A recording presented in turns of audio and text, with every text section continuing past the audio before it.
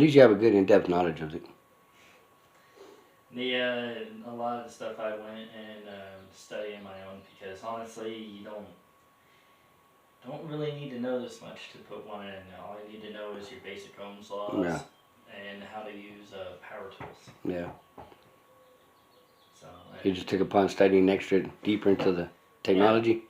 because eventually I like to move into the central office from working out in the field. Yeah. Is there a lot of room to improve over there? If you move into the central office, it's the only way, and then you can go to management from there. Mm-hmm.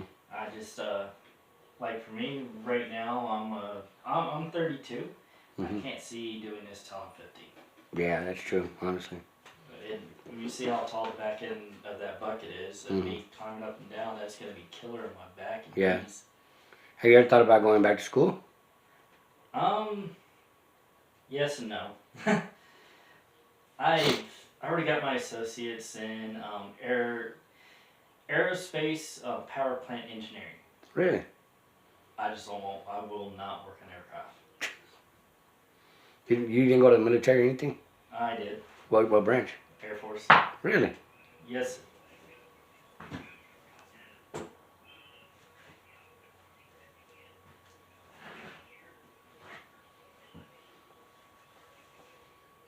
Mhm.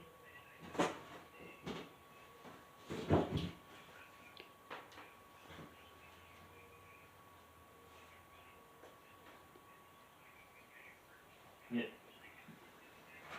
No, that is all I needed. Thank you very much.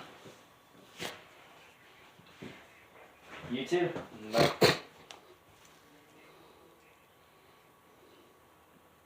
Okay. So you were in the Air Force? I was in the Air Force. I did 8 years. Really? What was your rank? I got out as a staff sergeant. Is E1 is Airman Basic, E2 is Airman, E3 is Airman First Class, Yeah. E4 is Senior Airman. I was at E5. E5. Wow.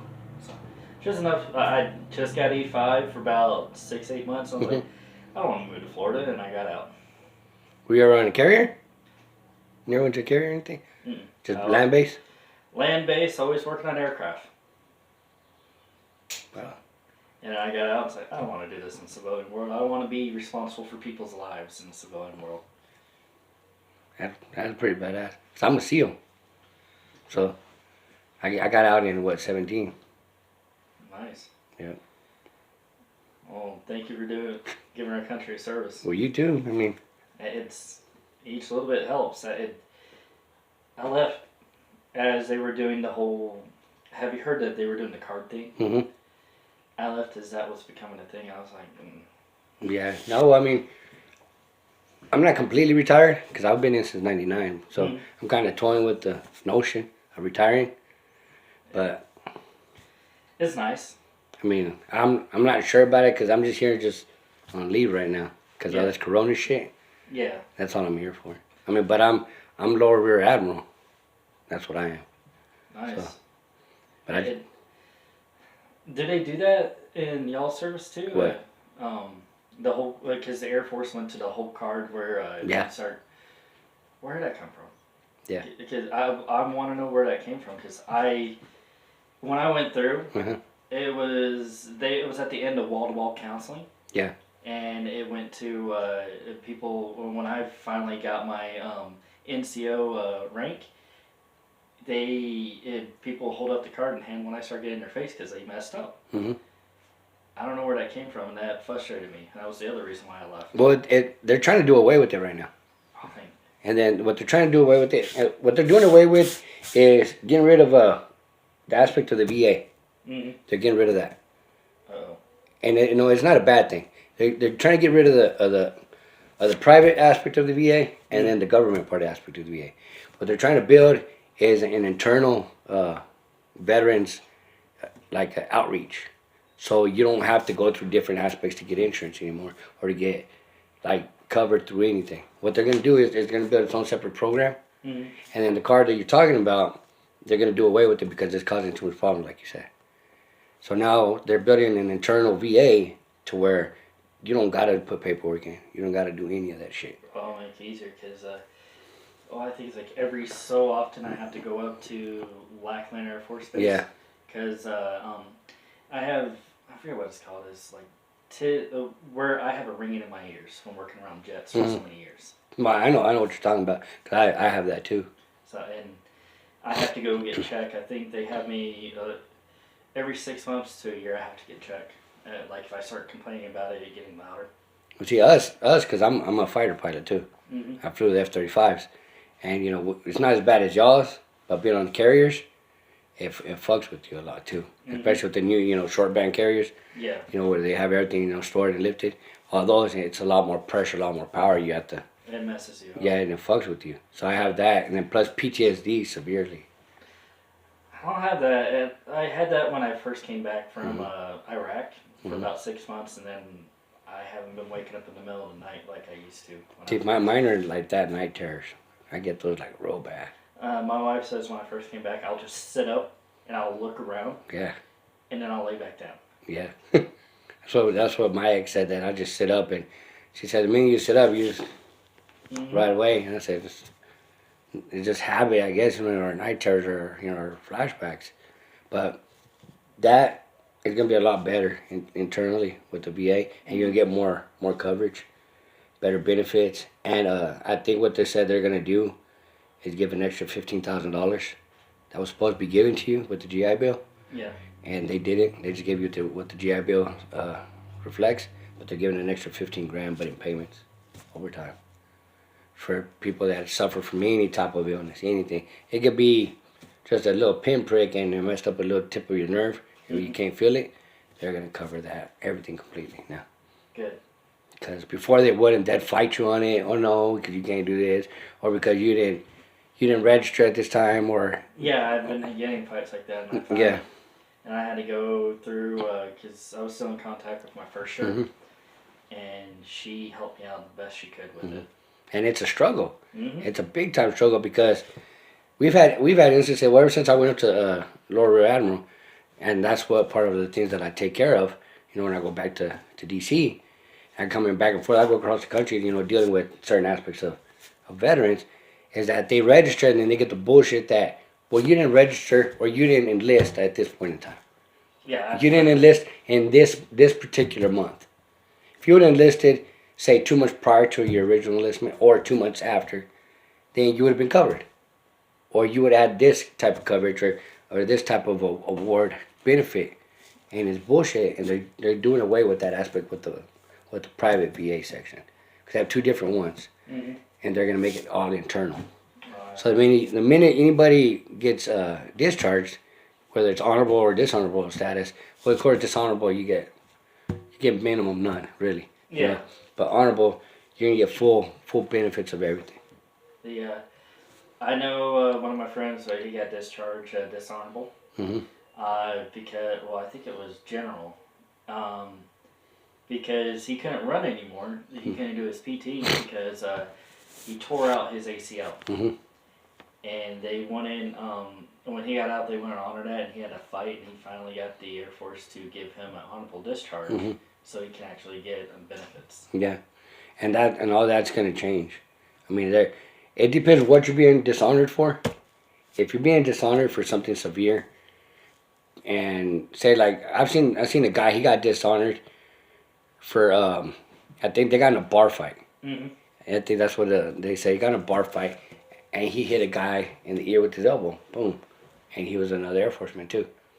And this happened back in, I think it was 2011. And he hit him, boom. And they called it, a basic grudge match. Because they've had issues before. And they released him dishonorable. That's terrible. And it's just because they were fighting back and forth. So at the end, the guy that, was evaluating everything said no, because he was always a problematic soldier. He didn't get shit. Yeah. So he fought it and fought it and fought it and fought it. Finally won it in 2015. And that's when he finally got his whole entire benefit package. It was just crap, Because, now, this is going to take effect in August. When everything's going to be redone. And then every person that's been out and it's in the VA, you're going to get that extra 15 grand. Okay. So, check back in August, and it's gonna be done. I plan on, I guess I'll go back to school and do it for this. Yeah, I mean it's gonna help you Mhm. because if you haven't used your entire GI Bill, have you? No. None of it. I used portion of it about 2 years, just enough to get my associates. Yeah, you should go back to school and use it.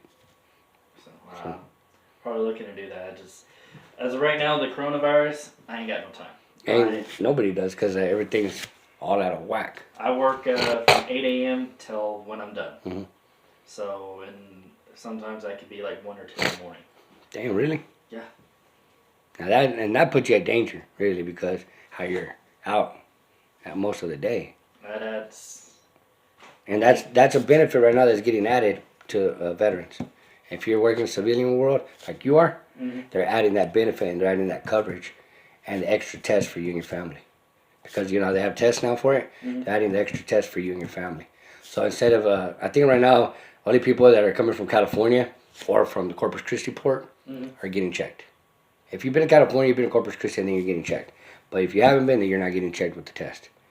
Now, veterans that work over, I think, 48 hours a week, over 48 hours outside the oil field. If you're in the oil field, whether it's commercial or not, you have to work at least 62 plus hours to get the test for you and your family, which is, I think, 2 tests. Yeah, it's the veteran plus 2 more for a wife and a child every 2.5 weeks since the virus hit. Every 2.5 weeks. I probably should get the test and get it. Yeah. I haven't had any symptoms, but I go to everybody's houses. That's why. And they're doing that. So you get the 2 tests, yours plus the 2 civilian tests for your family. And that's it. Every 2.5 weeks. I'll take a look at it. And then they're going to ask you, you know, if your daughter's had any severe symptoms or whatever. And the VA is going to try to bullshit you. And you know how they are. Yeah. They try to bullshit you. Don't let them. Tell them, you know, I know it's happening. I heard it from a general that it's going to go down. You know, because we're trying to alleviate the pressure off of veterans that are living civilian life because it makes it worse for y'all. Because when you go to the doctor and you don't have your own private insurance through a company or through yourself, you're relying on the VA.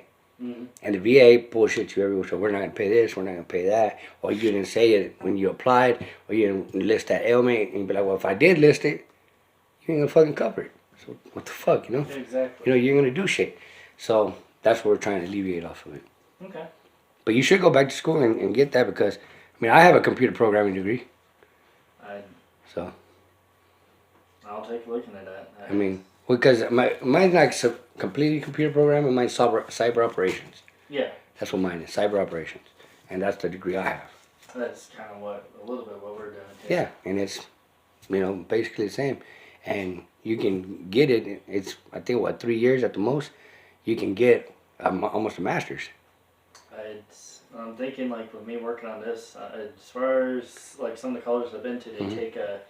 Field experience? Yeah. And So- I think I'm going on my 6th year now here. And then you'll have a year of school. So. You have a year of school. Because that's what it equals out to. You have a year of school left. And if you just barely started out, then you have like 3 years. Because I got a doctorate in cyber operations and I got a bachelor's in computer programming. That's why I was asking you questions about, see what you knew. To see, you know, like how much you really lack. Because I mean, you can go to, I think, what was it, Tech, and do all your courses online.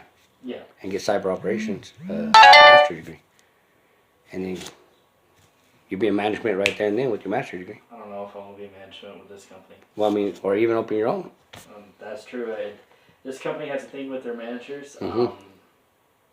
They're trying to save money. They realize they can't get rid of us customer service technicians because we're the ones that are making the money. So they're cutting all the call centers we have, trying to do all automated through computer, and they're trying to get rid of all our managements. Yeah. So I don't want to be manager. But see, like with you can build towers.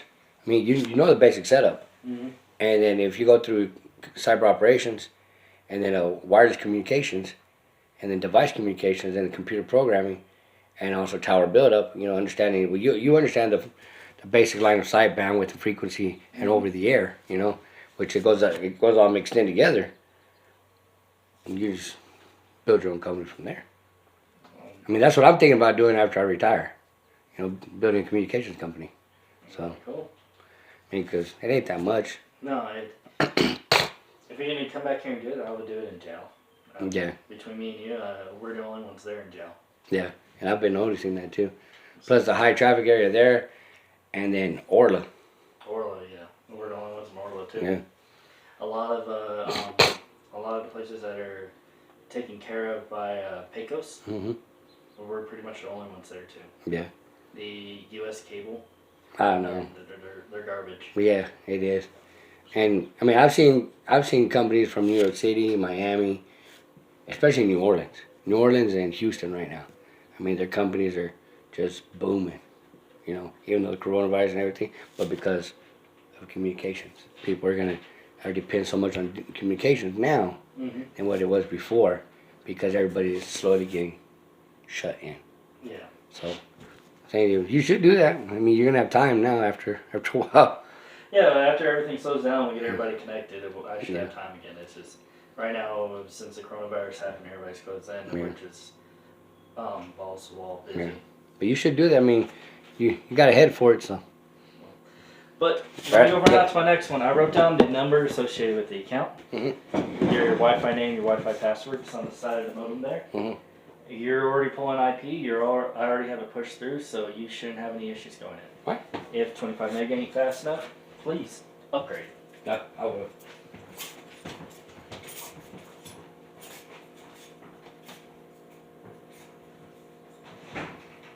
Thank you, I appreciate it. Ah, no problem. Don't work too hard, man. I'm gonna try not to. Alright, Alright, have one more going on. alright, thanks.